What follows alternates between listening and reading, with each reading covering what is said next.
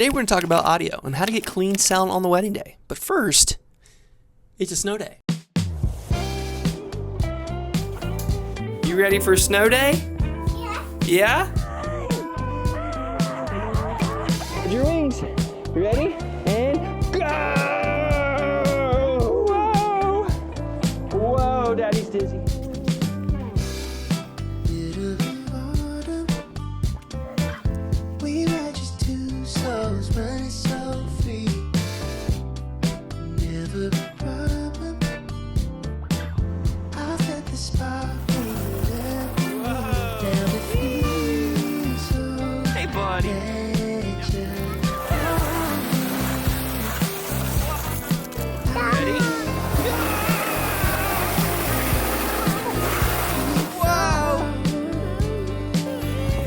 Was it fun?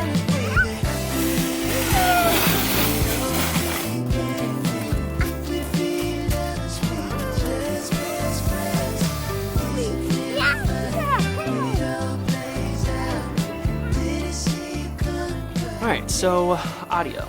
You know, I feel audio can be one of those fickle foes on the wedding day, especially if it's just one of those foreign territories, which for me it was for several years, until I finally just said, you know what, enough is enough. I need to learn this stuff because I want my films to be better. And audio really is that one thing that can transform your films from meh to absolutely amazing. So let's talk about the audio gear that I use to capture clean, high quality sound on the wedding day. And the first is a field recorder. Now, your field recorder is not going to be your main source of audio. It's really just going to be for a backup solution. I use the Zoom H6, and I use this particularly for the DJ's soundboard. Whether they have a sound system set up for the ceremony or the reception, this is really just to have a safety net just in case my other recorders fail. And along with the Zoom H6, you're going to want to make sure that you have these three cables. One is an XLR, the next is an RCA, and the third is a 1/4 inch. Now these three cables have been just the standard when it comes to field recorders, hooking up to the DJ sound system. This is everything you're gonna need for this particular device. And Matt Johnson made it super simple for everyone. If you wanna pick up his pack, it comes with all the cables you need for capturing quality sound with this field recorder setup. So if you wanna check out Matt's pack, you can check that down in the description below. And most times you probably won't even use the field recorder audio, but in those rare instances, you just might, considering if there was any outstanding circumstances with your lavs or your additional mics, which did happen to me at my latest wedding. The lav mic that was on the groom didn't really pick up the bride really well, and thankfully they had a sound system out there with a handheld microphone, so I was able to capture clean sound through the DJ soundboard. For this wedding alone, I had 3 audio sources running for the ceremony. I had one mic on the officiant, I had another mic on the groom, and then I had a third backup solution hooked up to the DJ system. And really a pro tip when it comes to audio, it's just redundancy. Make sure that you have backups for your backups for your backups. The next recorder that you're gonna want to have is a Lav Recorder. Something like the Tascam DR10L, the Tentacle E-Sync, the Zoom F2. There's a lot of different recorders out there. I personally use the Tascam DR10Ls. They have served me so well for the last however long they've been out. And for a majority of the wedding day, these are the recorders that I use for capturing letters, vows during the ceremony, sometimes speeches. I've kind of shifted away from using the lav mics during the speeches. I don't want to have to see the microphone on the person giving a toast because sometimes it doesn't always look the best. So I'm trying to fine-tune my process for capturing speeches. But for the most part, the Tascam DR10Ls is what I use for the entire wedding day.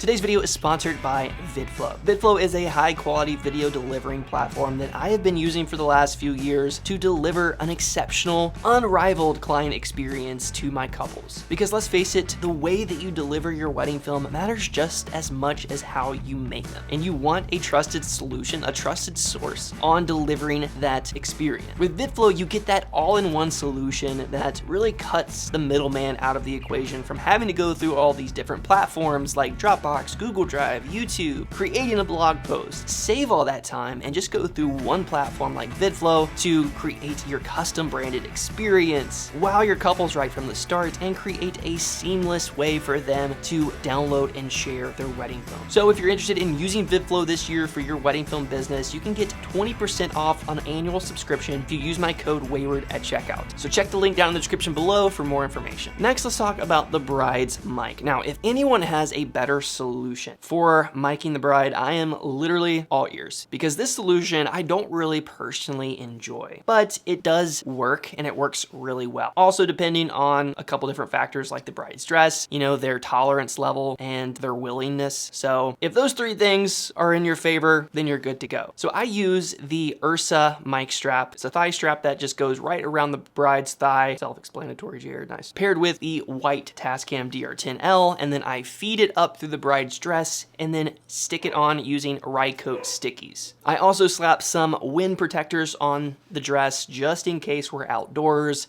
and there's a lot of wind. I don't want any kind of rustling to interfere with my audio there. And now when I have mic'd the bride using this method, it's worked really well, but it also depends on a couple different factors, right? Does the dress even allow you to mic the bride? Because if it's too tight down on the thighs and the mic bulges out, you can't even mic her up. If there is lace or the dress is open, then you're not gonna really be able to get enough distance between the microphone and her mouth, and the audio could sound a little bit shallow, but you can absolutely get away without micing the bride. If it's still something you're not comfortable with, you don't have to. Usually a mic on the groom, since they're close together most of the day, you're still gonna be able to capture some really great sound. The second method that I've used in the past is using the DJI Mic 2. Now this is mostly, I can only get away with using this during a letter read or even during a prayer, because I can really frame my shot to hide the mic, versus if this was during a ceremony,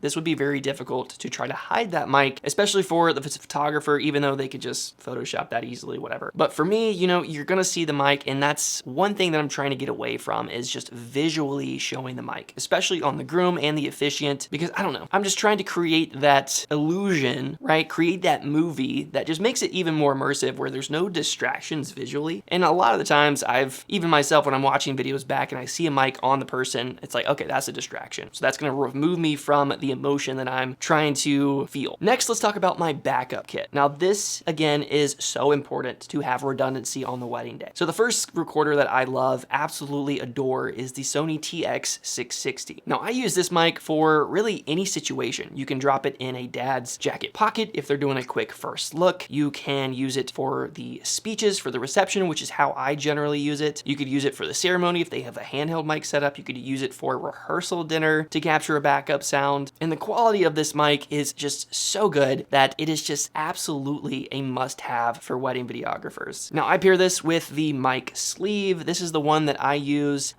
It can be a little funky depending on the mic the DJ has. There are a couple different options on Amazon, and I might switch over to those just to make it a little bit less intrusive or obtrusive. I don't know what I'm trying to say. It's early. The next mic that I love to have just in my back pocket is the Instamic Pro. This little guy is just super inconspicuous. It's really easy to just turn on or start recording. The design aspect of it is meant to be super minimal and clean, and it definitely achieves that. But then you have to have an app just to go ahead and make sure that you know, your levels are hitting, you're rolling, just give you that peace of mind. And I think that extra time of having to pull out my phone to check that doesn't make it a great solution as a main audio source, but it does make it a great solution as a backup source, which is how I generally use it anyway on the wedding day. And the last backup kit that I have in my gear bag is really for the wedding rehearsal. Let's say you're filming a rehearsal and the venue that they're doing their dinner, they don't have any sound system. So generally they're gonna have a lot of people giving a toast, and you need something, a simple, efficient way of capturing all of that audio. So I have a handheld mic with an XLR attachment, and I use the Tascam DR10X to capture audio for that moment. Rehearsals can be tricky, especially if there's no sound system and you can't simply mic up 25 people giving a toast during this moment. So having a handheld system that allows you to capture that quality sound is super beneficial. So I use just a simple handheld mic that I got off Amazon with an XLR attachment, and then I use the Tascam DR10X to capture all of my audio. The only caveat to this system is it doesn't project sound. So on location during this moment, people who are giving a speech might feel a little bit weird holding a mic to their face while they're giving a toast when there's no projection. So you just have to communicate that up front and let them know what it's for. Because there's no sound system, you have to use this solution. Or if you have a better solution that you want to drop in the comments, I'm all ears for that too. This is something that has worked well for me in the past, and it's,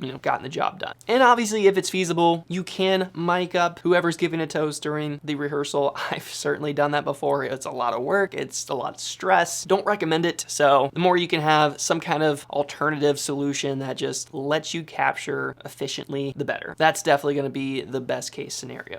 But that's my audio kit for capturing quality sound on the wedding day. If you liked today's video, drop a comment below, and until next time, keep creating and telling beautiful stories. Peace.